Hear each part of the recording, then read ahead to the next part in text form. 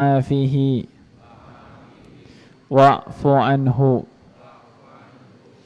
وأكرم نزله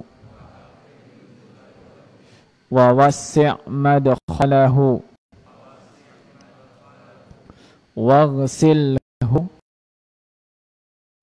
بالماء والثلج والبرد ونقه من الخطايا كما ينقى الثوب الأبيض من الدنس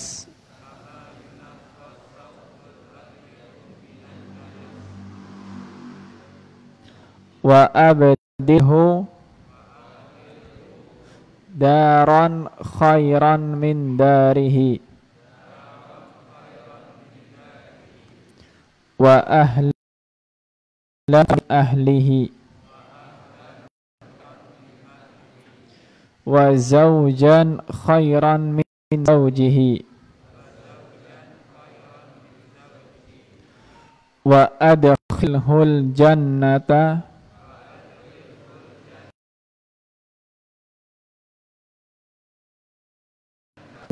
من عذاب القبر وعذاب النار. Untuk putri, Allahumma gfir laha warhamha wa'afiha wa'fu anha wa akrim nuzulaha wa wassi' madkhalaha waghsilha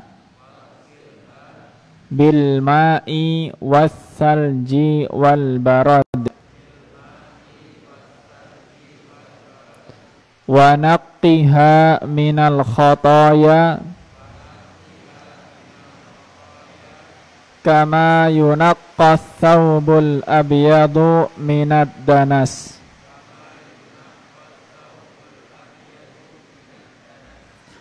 wa abdilha daran khairan min dariha wa ahlan khairan min ahliha wa zawjan khairan min zawjiha wa adkhilhal jannata wa a'idha min adzabil qabri wa min adzabin nar. Malam hari ini kita lanjutkan masih dalam masalah proses pemakaman jenazah, ya. Proses pemakaman jenazah yang insya Allah kita bahas malam hari ini.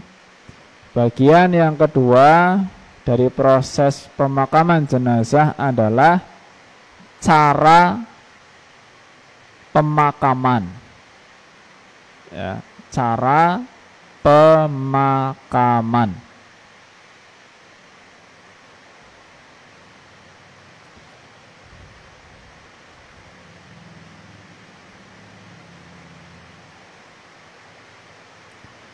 Jadi pada pertemuan yang sebelumnya, kalau pertemuan yang sebelumnya 2 pekan yang lalu, ya, karena Selasa yang sebelumnya saya tidak hadir, itu masalah bentuk kubur atau bentuk makam, ya, dan apa yang berkaitan dengan tempatnya, ya, makamnya, apa yang boleh, apa yang tidak boleh, ya. Kita sudah bahas ada makam yang bentuknya lahat, ada yang bentuknya syak, ya, dua-duanya boleh.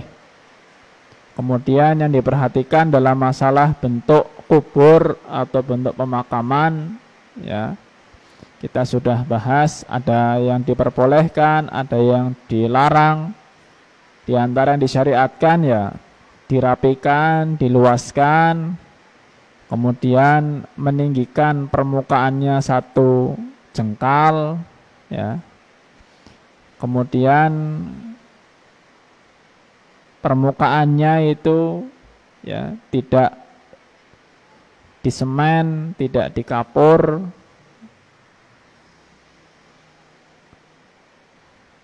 Tidak boleh juga ya masalah tulisan, ya. Itu sudah dibahas pada pertemuan sebelumnya, dan insya Allah malam hari ini kita lanjut di caranya, ya. Cara memasukkan jenazah, demikian juga dengan cara meletakkan, ya, dan memposisikan jenazah, nanti hukumnya seperti apa, ya, dan termasuk zikir yang dibaca ketika memasukkan jenazah apa, ya.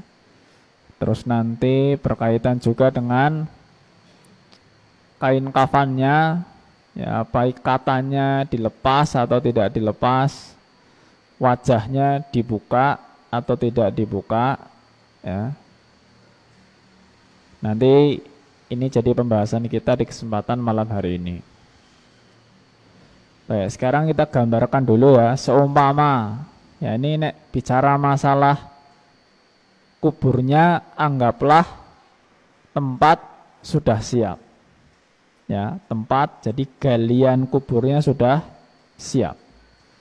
Yang biasa kalau di negeri kita ya pakai modelnya lahat, ya, yang ruang jenazahnya arahnya ke samping, itu yang mendekati arah kiblat, ya, yang searah dengan arah kiblat, itu model lahat, karena tanahnya insya Allah tanah yang kuat, ya, bukan tanah yang mudah jatuh, ya.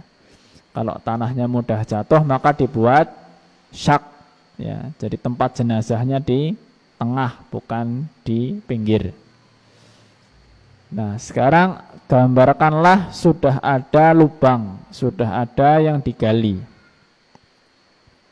Jenazah sudah sampai di pemakaman, ya. Nah, kita ngawali materinya tentang bagaimana sunnahnya memasukkan jenazah, ya. Yang pertama, bagaimana cara memasukkan jenazah, cara masukkannya dulu, ya. Yang disunnahkan seperti apa, ya. Yang disunnahkan adalah disebutkan di sini as-sunnatu idkhalul mayyiti min muakhkharil qabri. Sunnahnya adalah memasukkan jenazah, ya. Jadi memasukkan jenazah itu dari bagian kaki kubur. Bagian kaki kubur, bukan kaki jenazah yang masuk duluan, ya, tapi dimasukkan dari bagian kaki kubur, ya, jadi kuburan, ya, saya ulang ya, dimasukkan dari bagian kaki kubur, tapi yang dimasukkan kepalanya dulu, ya, yang dimasukkan apa? Kepalanya dulu. Ini sunnahnya, ya, tak gambarkan. Kiblat ke sana, ya, kiblatnya ke sana. Anggaplah makam memanjang seperti ini, ya. Berarti kan nantinya insya Allah jenazah kan madhabnya kepala di utara, kakinya di selatan, badannya miring ke kanan, ya kan, madhab kiblat. Nah, kakinya di selatan nek kita, ya. Berarti bagian kaki kubur itu kan di sebelah selatan. Nah, anggaplah HP saya ini jenazah lah ya. Anggaplah ini jenazah. Ini kepalanya, ini kakinya, ya. Ini kepalanya, ini kakinya. Kepalanya masuk tapi dari bagian kaki jenazah. Seperti ini. Ya. Alon-alon. Ya. Dimasukkan seperti ini pelan-pelan, ya. Nah, baru nanti sudah masuk di posisikan. Bisa dipahami ya? Nah, ini sunnah, ya, sunnah.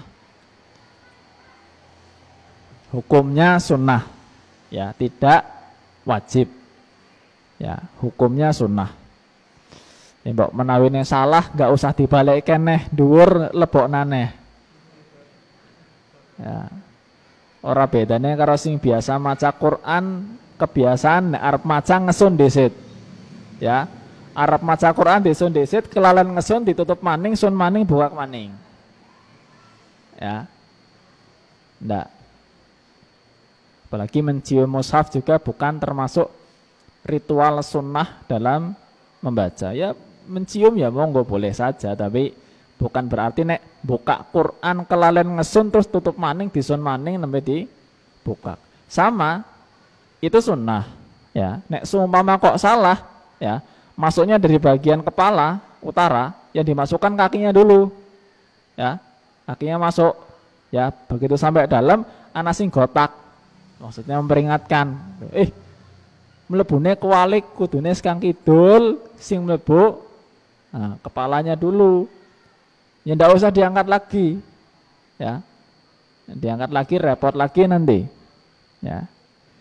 Sunnahnya seperti itu. Ya, sunnahnya seperti itu. Kalau memang mengikuti bagus. Jadi ada sumbernya, ya, disebutkan dalam hadis yang diriwayatkan oleh Imam Abu Dawud dan disahihkan oleh Syekh Al-Albani, ya. Jadi ada seorang tabi'in, ya, seorang tabi'in yang namanya Harith Al-A'war, ya, namanya Harith, ya, Haris nek kita nyebutnya. Nah, aslinya Harith Al-A'war. Ya, jadi Harith Al-A'war ini berwasiat. Ya, apa wasiatnya? Wasiatnya bahwa nanti dia ingin, ya, disolati, ya, ingin disolati oleh seorang sahabat yang namanya Abdullah bin Yazid. Ya, namanya Abdullah bin Yazid. Disebutkan bahwa Ausal Harithu an yusalliya alaihi Abdullah ibnu Yazid. Jadi Harith, ya, Harith Al-A'war ini seorang tabi'in berwasiat bahwa dia ingin disolati oleh seorang sahabat yang namanya Abdullah bin Yazid. Fasalla alaihi, maka Abdullah bin Yazid menyolati jenazahnya Al-Harith itu. Thumma adkhalahul qabra min qibali rijlai al-qabr. Ya. Kemudian Abdullah bin Yazid memasukkan jenazah Haris ini, ya, dimasukkan dari kaki kubur, bagian kaki kuburannya, ya, yang dari kita ya selatan, ya, di Indonesia ya dari selatan. Wa qala hadza minas sunnah. Ya. Abdullah bin Yazid seorang sahabat, dia mengatakan ini termasuk sunnah, ya, termasuk ajaran dari Nabi Shallallahu Alaihi Wasallam. Nah, itu tentang cara memasukkannya. Ya. Kesimpulannya dimasukkan dari arah kakinya, tapi yang dimasukkan dulu kepalanya. Nek nggak memungkinkan ya sudah. Kadang-kadang mungkin kondisinya sulit, ya. Mungkin non sewu, kok pas bagian kaki ini nun sewu ini bagian yang mepet dengan pinggir pemakaman, pinggir pemakaman, sini sudah mau sungai misalkan apa jurang atau bagaimana, misalkan tempat yang curam seperti itu, nek dipaksakan dimasukkan dari situ, mbok malah kejeblos jurang kan repot. Ya maka ya sudah yang mudah saja. Posisi yang gampang dari mana? Tidak usah dipaksakan. Ya, tidak usah dipaksakan. Baik. Yang kedua, tentang zikir atau bacaan doa lah. Nek kita biasanya nyebutnya zikir atau doa. Ya yang dibaca ya oleh ya mereka-mereka yang memasukkan jenazah ke dalam kubur. Ya, zikir yang dibaca saat memasukkan jenazah ke dalam kubur. Ada ndak zikirnya khusus atau doanya khusus? Ya, sebetulnya yang pas zikirnya, zikir yang khusus ketika memasukkan jenazah ke dalam kubur.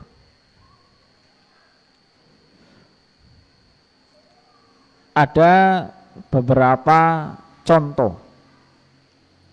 Ya, ada beberapa contoh. Yang disebutkan di sini ada 3 contoh, tapi semuanya mirip-mirip. Ya, semuanya mirip-mirip. Monggo nanti yang sudah terbiasa dengan salah satu contoh ini ya pakai satu enggak masalah. Ya. Contoh pertama bacaannya adalah Bismillah, ya. Bismillah wa ala millati Rasulillah. Ya. Bismillah wa ala millati Rasulillah.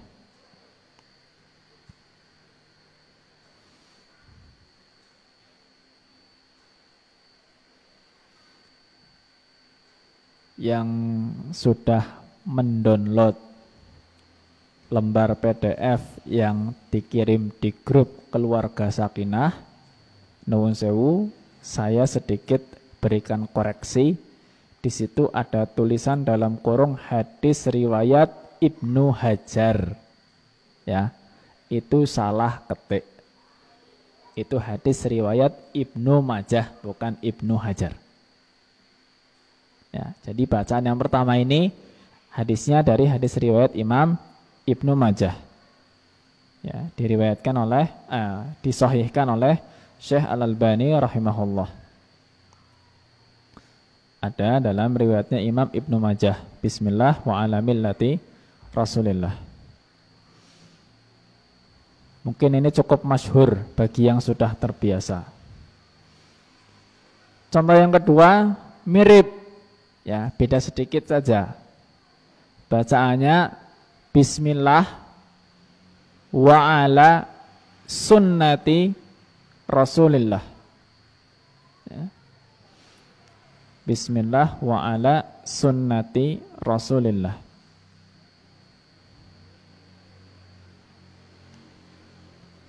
Ini ada riwayatnya dalam hadis yang dikeluarkan oleh Imam Abu Dawud. Hadis riwayat Imam Abu Dawud.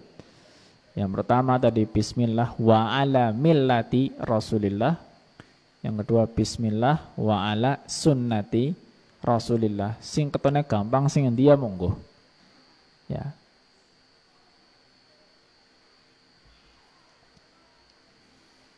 Ada yang ketiga. Ya, agak panjang sedikit tapi ya mirip-mirip.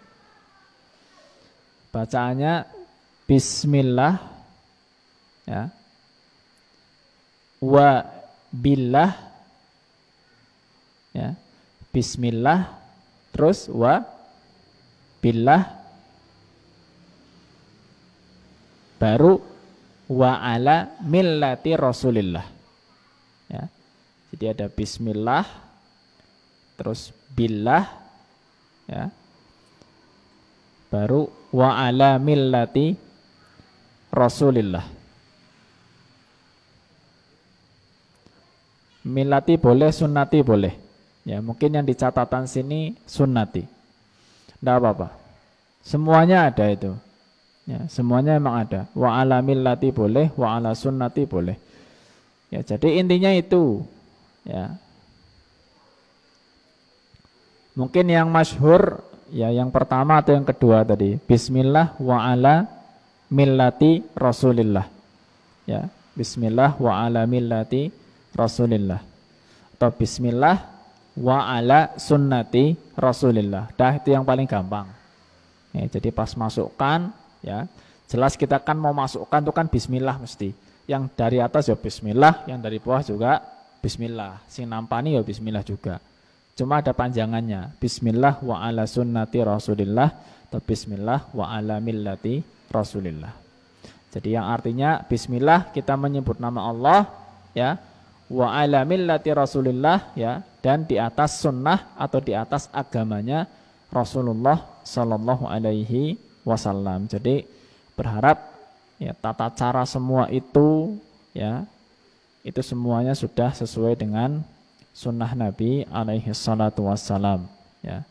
Juga mudah-mudahan di situ ada pengharapan ya bahwa yang namanya proses ya, yang namanya proses penyelenggaraan jenazah itu karena pada hari ini Masya Allah ya, hiasannya banyak ya, tambahannya banyak. Jadi kita mengharapkan ya nanti siapapun yang mengurus jenazah diri kita adalah orang-orang yang memang betul-betul menerapkannya sesuai dengan ajaran Nabi Sallallahu Alaihi Wasallam. Ya memang kita tidak kena dosa kalau ternyata yang menerapkan itu tidak mengikuti sunnah Nabi. Tapi ya, mbok nanti yang namanya kejahilan itu tetap akibatnya tidak baik. Ya, kejahilan akibatnya tidak baik. Apalagi kalau nanti ternyata posisinya tidak pas. Ya. Ini kita sekarang bicara masalah posisi. Ya. Posisi jenazah di dalam kubur. Ya. Posisi jenazah di dalam kuburnya seperti apa? Caranya sudah, zikirnya sudah, ya. Sekarang masalah posisinya di dalam kubur. Tadi di awal sudah digambarkan, nggih. Jadi posisinya memang yang disyariatkan, ya, masalah posisi jenazah dalam kubur yang disyariatkan, insya Allah juga sudah banyak diamalkan, difahami. Jadi jenazah, ya, kalau di Indonesia, saya bicara di Indonesia ya, biar gampang. Nah, di Indonesia berarti kepala berada di sebelah utara, ya, kepala di sebelah utara, kaki di sebelah selatan, ya,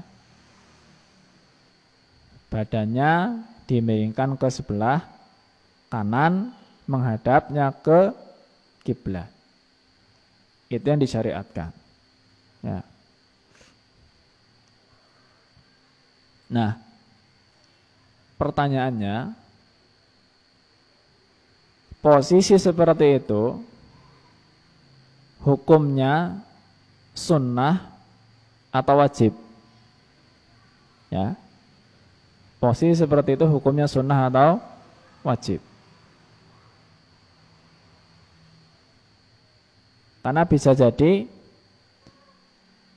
madhabnya kiblat, ya, tapi kaki dan kepalanya terbalik. Jadi kakinya di sebelah utara, kepalanya di sebelah selatan. Nek madhab kiblat berarti badannya miring ke sebelah kiri. Ya, kan seperti itu. Nek kepalanya di selatan, kakinya di utara, badannya madhab kiblat berarti miring ke kiri, bukan miring ke kanan. Ya. Nek miring ke kanan berarti membelakangi kiblat. Ya. Atau malah mungkin ada jenazah yang diarahkan apa? Terlentang ke atas, sekarang enggak tahu. Wis asal ditaruh saja. Enggak ngerti kemana arahnya, madep ke atas. Bahasa Jawanya ya melumah gitu ya. Terlentang ke atas terus diuruk, dikubur. Nah, begini.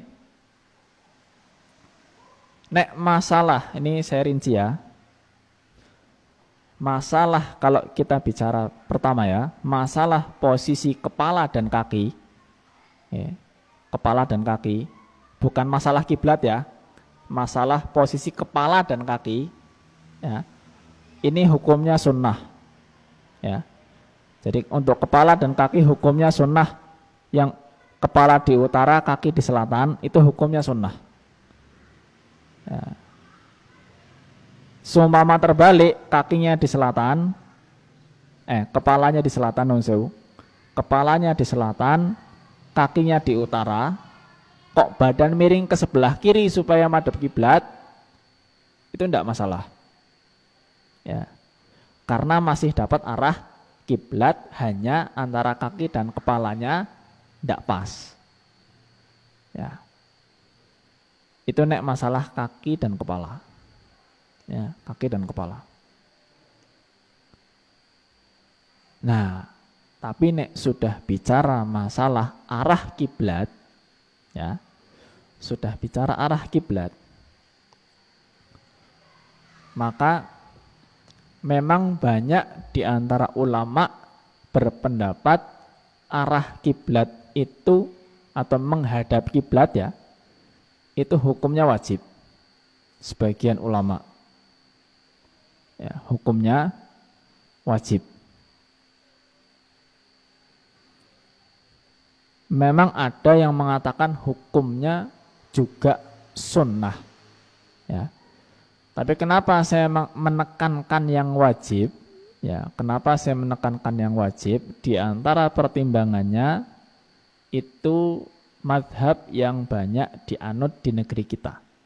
Madhabnya Imam Syafi'i, ya, itu berpendapat bahwa madhab kiblat, menghadap kiblat dalam posisi jenazah itu hukumnya wajib. Ya. Juga dikuatkan oleh sebagian ulama pada hari ini seperti Syekh Muhammad bin Shalih Al-Utsaimin rahimahullah. Ya, karena ada dua madhab yang berpandangan yang pendapatnya madhab kiblat itu wajib. Madhabnya Imam Syafi'i dan madhabnya Imam Ahmad bin Hanbal, atau disebut dengan madhab Hanbali. Ya. Madhabnya Hanafi dan madhabnya Maliki mengatakan madhab kiblat hukumnya sunnah. Jadi nek ngungkuri kiblat enggak apa-apa menurut Hanafi dan Maliki.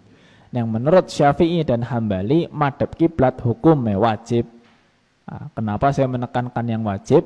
Ya seperti itu. Ya karena satu, itu madhab yang kebanyakan di kita, ya supaya kita tidak banyak menyelisihi masyarakat. Ya insya Allah sih tidak ada yang nyengaja lah ya. Insya Allah tidak ada yang nyengaja kok jenazah kok diarahkan ke timur membelakangi kiblat, ya insya Allah tidak ada yang sengaja seperti itu. Insya Allah para penggali kubur juga paham di mana arah lahatnya, paham. Kebanyakan yang sudah menerapkan atau praktek untuk memakamkan jenazah ya insya Allah juga paham bagaimana cara memposisikan jenazah yang benar. Neng yang jadi masalah adalah mbok seumpama terjadi ada yang salah karena tidak tahu, atau mungkin karena lupa, atau mungkin karena yang lainnya, salah posisi, tidak madhab kiblat, sudah terlanjur diuruk. Ya. Dan itu terjadi, ya. Karena kejahilan tidak tahu bagaimana syariatnya dalam memakamkan jenazah, ya, tidak tahu. Akhirnya posisinya sewu kayak tadi saya gambarkan, terlentang madhep ke atas. Ujar-ujare mung garing gletak natok, rampung terus diuruk. Ya. Pertanyaannya, nek kemudian diketahui bahwa jenazah itu menghadap tidak ke kiblat, apa terus digali dan dirubah? Ya, kan seperti itu. Ya, masalahnya kan di sini. Nek sing pendapatnya sunnah, ya wis nggak usah digali, karena menggali itu bukan perkara yang mudah untuk dibolehkan. Ibarat karena bagi yang mengatakan sunnah itu sudah sunnah, enggaknya ketinggalan ya berarti kan nggak dosa toh. Sudah, daripada gali lagi nanti malah ngerusak jenazahnya, malah rahasia-rahasia dalam kuburnya ketahuan, ya. Aib-aibnya nampak, sudah. Bagi yang mengatakan apa? Sunnah. Nah, sekarang bagaimana kalau ulama yang mengatakan bahwa madhab kiblat itu wajib? Ya. Seumpama qadarullah ada yang ketahuan salah arah. Ya. Maka bagi ulama yang mengatakan wajib, ya, jika ada jenazah yang ternyata ketahuan salah posisi karena pengakuan orang yang menguburkan seumpama, maka kalau kira-kira, ya, jenazah itu belum lama dikuburkan, ya, masih baru, ya, kuburannya masih baru, yang kemungkinan ya jenazah belum rusak, ya, kemungkinan belum rusak. Maka bagi ulama yang mewajibkan arah kiblat, maka digali dan diarahkan ke kiblat. Ya. Itu bagi ulama yang memandang hukumnya wajib madhab kiblat. Nek betul ketahuan loh ya, tapi nek ragu-ragu, duh, kemus madhab kiblat apa durung ya, sudah, nek kalau memang sudah diuruk, sudah selesai, ragu-ragu, buang ragu-ragunya, ndak usah was-was jadinya, ya.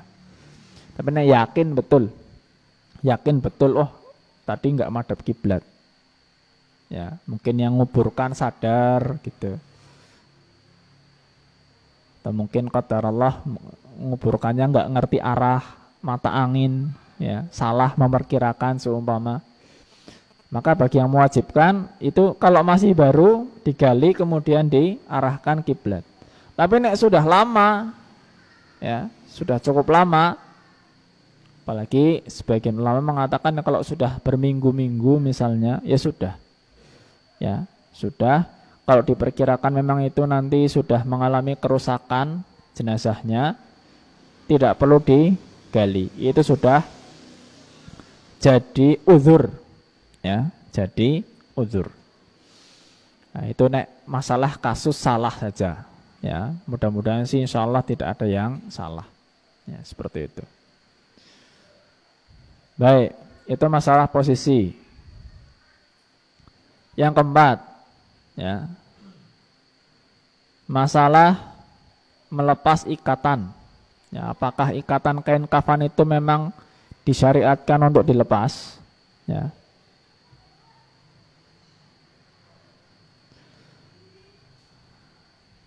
Jadi untuk melepas ikatan ini disyariatkan bahkan menurut madhab yang 4, ya, madhab Hanafi, Maliki, Syafi'i, Hanbali semuanya sepakat disyariatkan untuk melepas tali kain kafan, ya, disyariatkan itu.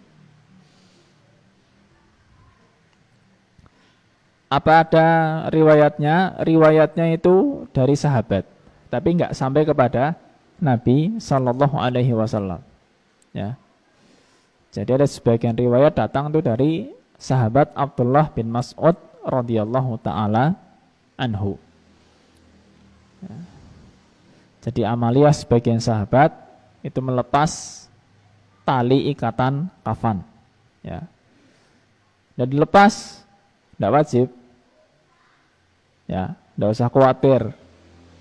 Kalau lupa tidak dilepas sudah dikubur, tidak usah digali lagi, ya, tidak usah digali lagi, karena ini tidak wajib, ya, ini tidak wajib.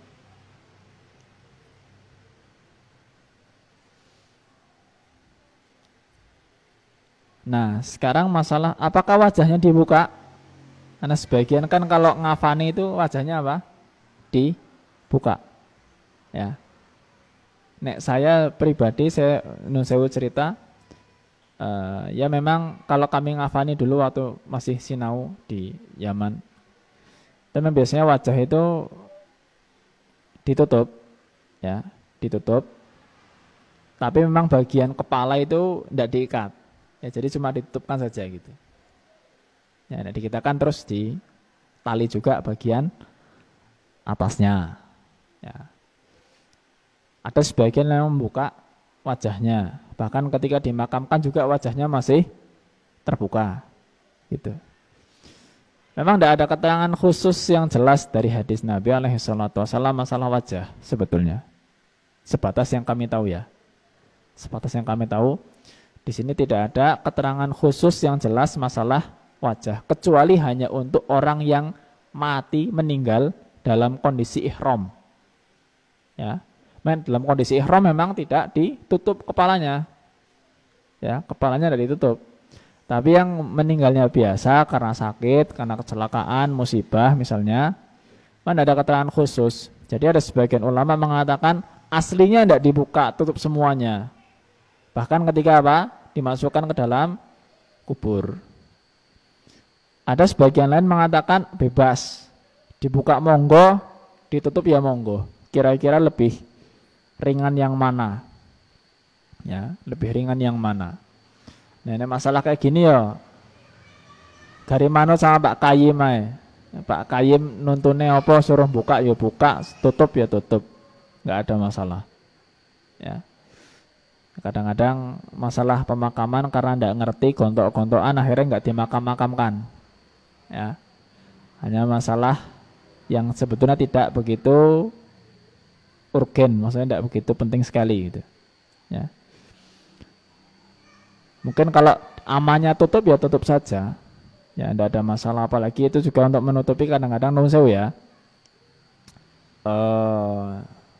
Nun sewu ini karena saya pengalaman di beberapa kondisi jenazah itu setelah di kafani ya, itu karena mungkin ada proses ya, jadi dalam tubuh kalau itu karena sebuah penyakit ya, karena sebuah penyakit maaf, itu ada cairan-cairan yang keluar dari hidung, dari mulut, itu memang sudah ditutup biasanya dengan kapas ya sudah.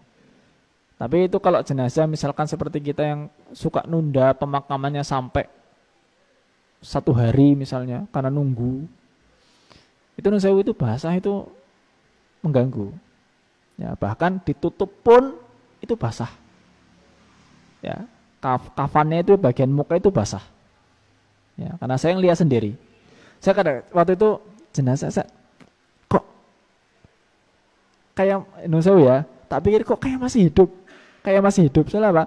Masih terdengar suara letupan-letupan kayak gelembung udara yang keluar karena ada proses. Jadi jenazah itu sebelum meninggal memang sudah kemasukan banyak cairan obat ya, yang dimasukkan dengan ya, infus apa gitu. Ada yang dimasukkan dengan cara paksa juga gitu ke dalam tubuh karena proses pengobatan. Jadi ketika meninggal itu kayak saya sampai jenazah tuh kupingnya tak pasang langsung di dekat hidung sama dekat mulut, tak pasang ya.